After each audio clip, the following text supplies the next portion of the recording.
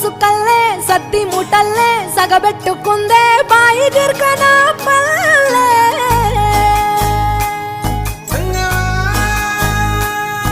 ఏ తెల్ల తెల్లని పాలధారలల్ల పల్లె తెల్లారుతుంటదిరా గుళ్ళోని గంటలు కాడెట్ల మెడలోన జంటగా మోగుతూ ఉంటాయిరా నాగలి భుజాన పెట్టుకుంటే దోస్తులు చెయ్యేసినట్టేరా కొట్టు గోదా పక్కన ఉంటే కొండంత బలగం ఉన్నట్టురా చల్లగాలి మోసుకొచ్చెరా సేను సిలకల ముచ్చట్లు దారి పొడుగు సెట్ల కొమ్మలా